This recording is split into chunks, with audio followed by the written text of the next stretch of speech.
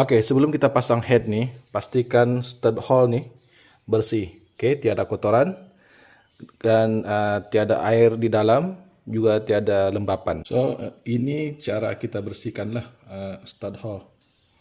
Oke, ambil pengorek telinga begini ataupun cotton bud.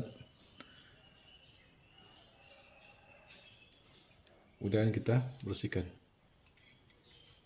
Oke, ini untuk kita bersihkan kotoran di dalam dan keringkan air yang ada di dalam lah, yang terperangkap di dalam. Oke, mengapa tidak boleh ada minyak ataupun air di dalam stud hole ni? Sebab itu akan menyebabkan hydraulic lock. Oke, hydraulic lock ni apabila kita pusing ketat bolt tu, dia tidak akan dapat keketatan yang sepatutnya. Walaupun torque kita tu sudah cukup. Oke, dan ini akan menyebabkan stud tu akan longgar. Kemudian tidak boleh ada lembapan. Walaupun kering tiada air, tapi tidak boleh ada lembapan. Sebab baik cecair ataupun lembapan, ini akan menyebabkan letupan di dalam stud hole ni sekiranya enjin terlalu panas. Dan letupan ini akan menyebabkan ikatan bolt tu menjadi longgar.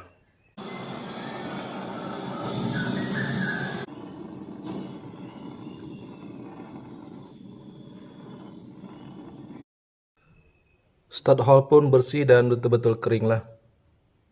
Dan permukaan ni pun menjadi kering disebabkan api tadi. Okay. So, bila dia betul-betul kering, tiada minyak, tiada apa, maka gasket akan melekat dengan baiklah, insyaAllah. Yang ini pun kita perlu keringkan. Walaupun kita panaskan, tapi blok ni tetap akan sejuk. Okay. Sebab kita bukan panaskan pun, kita cuma keringkan air yang ada melekat di permukaan ni. Okay. So, seterusnya kita pasang gasket. Pasang gasket yang betul lah. Okay. Biasanya ada tanda up ataupun top. Tapi yang ini tiada tanda. Cuma bila dia tidak tanda macam ni, kita tengoklah keserasian gasket ni. Okay.